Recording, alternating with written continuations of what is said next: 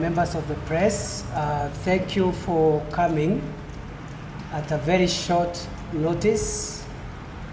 We want to appreciate your response and apologize for the very short notice.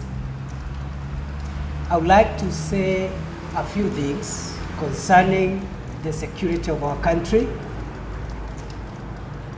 And you'll excuse me, I'll keep it brief, and I'll rush for an urgent matter in few minutes.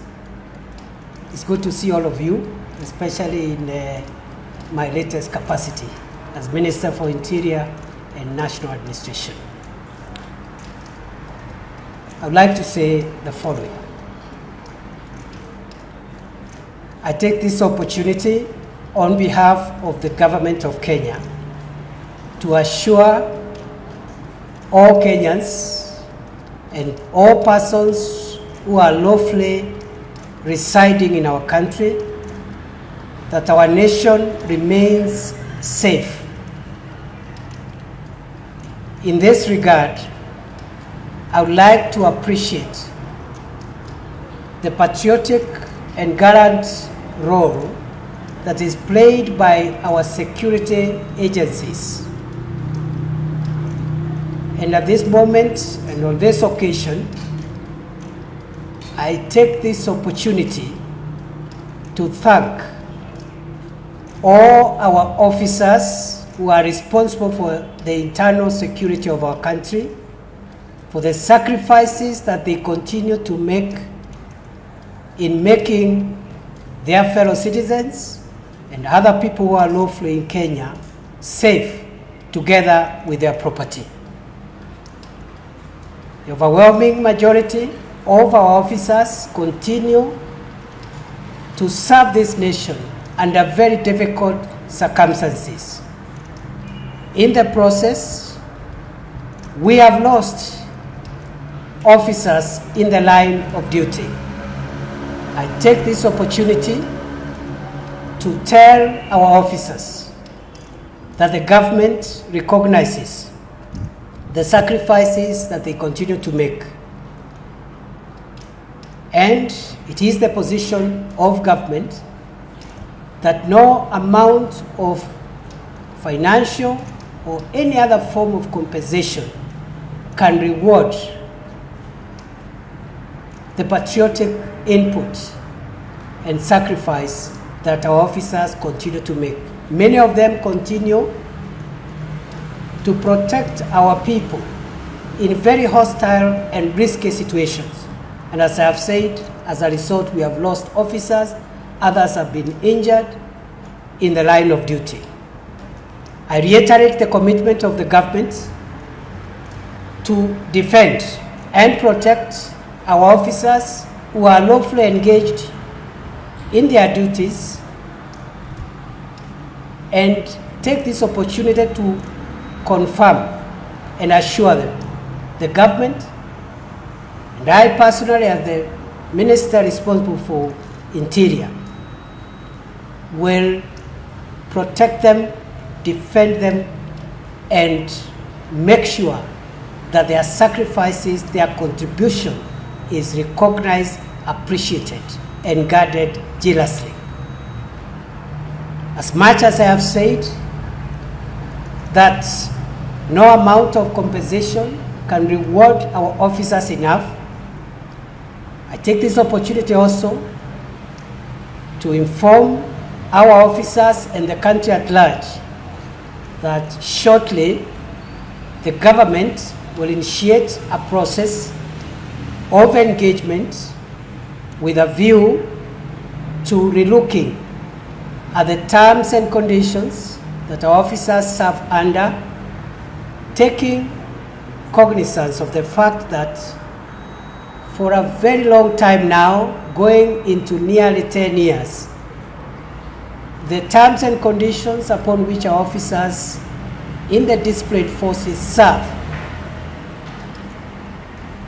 have not been reviewed with a view to adjusting them to the cost of living.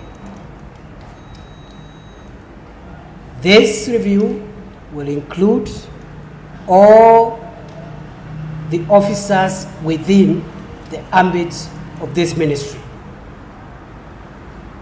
We shall be announcing shortly how this will be rolled out, how long it will take, and the kind of output that we expect from that process. Having said so, and in spite of the general safety and stability of the country, the government has noted and appreciates that we continue to face significant security challenges. And this afternoon, I want to note 3 priority challenges that the government is addressing at the moment with a view to ensuring that we enhance the security of our country and make sure every part of Kenya is safe for everyone. First, although the last few years we have not had cases of terrorism, the government remains seized of the existential threat that terrorism poses to our country. In this regard, we continue to be on high alert to ensure that we deter, we thwart, we preempt, and neutralize any planned terrorist attacks in our country, to ensure that the stability we have enjoyed in the last few years continues. I will not be speaking to the operational issues because that is not my mandate, and neither is it desirable that we speak about operational issues now. Suffices to say that the government remains alert, vigilant, and engaged to ensure that the horrors of terrorism that have hurt our country previously do not visit us.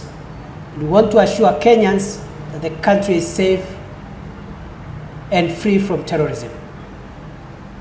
We will continue getting engaged, and we want to warn those who think they can plan to hurt our country. We will go for them before they come to us. We will go for them before they come to us. Secondly, in the recent weeks, there have been reported incidents of bandit attacks in many parts of the northern part of our country. Recently, His Excellency the President addressed the issue of banditry, particularly in the counties of the north, during his visit a few days ago in Turkana and Samburu. It is the position of government to follow up on the policy directives and the commitments made by His Excellency the President to ensure that we rid our country from a gang of a few citizens who think that they have the wherewithal to dare and even try to hold fellow citizens at ransom.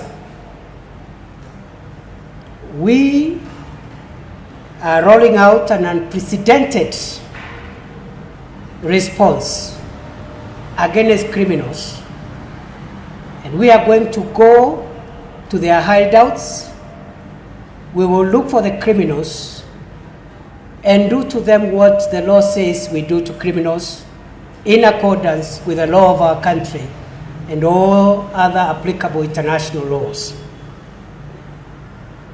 Banditry has assumed not just an economic dimension, but it continues to take new dimensions, and increasingly it is appearing that what is happening in the northern part of this country would very easily constitute crimes against humanity.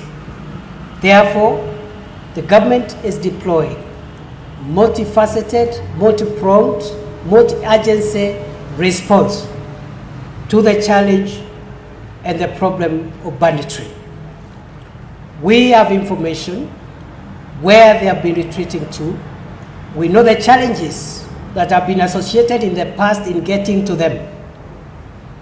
We want to make it clear as government that we are coming to dismantle not only the criminals themselves, but also to bring down the entire chain that has been the cattle or livestock rustling industry, from the financiers, the spiritual supporters, the criminals, the benefactors, and those who purchase livestock stolen from fellow Kenyans.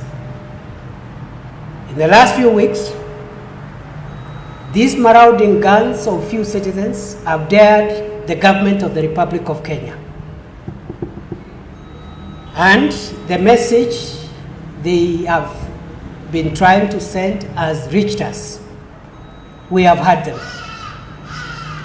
These criminals want us to believe that they have the wherewithal, the sophistication, and the endurance to withstand the lawful response of the government on crime, especially organized crimes and crimes bordering on crimes against humanity. We are coming for you, effective immediately, and the response will be sustained until we set free our country from the fangs of bandits, criminals, murderers, and profiteers of bloodshed. The less I say of this matter, the better. Finally, we have witnessed increasing criminal activity within the city of Nairobi. A small group of criminals armed with knives and other weapons is terrorizing the citizens of this city, as well as a few other urban centers. Those boys who have dared the government and want to tell us that they can take over the city and make it a city of crime, we have also heard you, and therefore we are coming, effective immediately. We have taken measures already, as I have said, with regard to counter-terrorism. We have started taking measures already, which we cannot announce, on the response to bandits and banditry. And we have taken measures to deal with the emerging crime trend in Nairobi. In this regard, the leadership and the command of the police has changed the command of the Nairobi City police deployment, effective immediately. The National Police Service also has put in place again a multi-agency, multi-discipline response to this problem to get these our errant sons, maybe daughters, to get them out of our streets and put them where criminals belong to. Therefore, and finally, I once again reiterate the commitment of the government of Kenya to make sure Kenya remains safe. We cannot trade off our freedom and our security for anything. Not for votes, not for anything. And I say so because some of these criminal activities will soon begin taking a political dimension. As I said earlier on, during the process of my approval, bandits, terrorists, and other criminals of whatever type have no tribe, they have no political affiliation. Therefore, this administration will spare no effort to make sure that we retain normalcy. We must open up the Kenya of the North to development. And the entry point of that opening up of Northern Kenya is by releasing it from criminals and making it a safe place for investors and government officials engaged in development activities as well as development partners. Therefore, I want to assure the country we remain seized of this matter, and I want to assure our officers who are in charge of the various formations related to internal security. The government will support you, facilitate you, and make sure that as you perform this gallant, sometimes risky service to the nation, you will not be victimized. A few cases that might arise of unlawful use of weapons will be handled in the normal way. I therefore urge your officers to use the responses that we are commencing within the law. Comply with the standing orders of the police, comply with the law relating to criminal conduct, that is the Penal Code, Cap 63 of the laws of Kenya, the Criminal Procedure Code,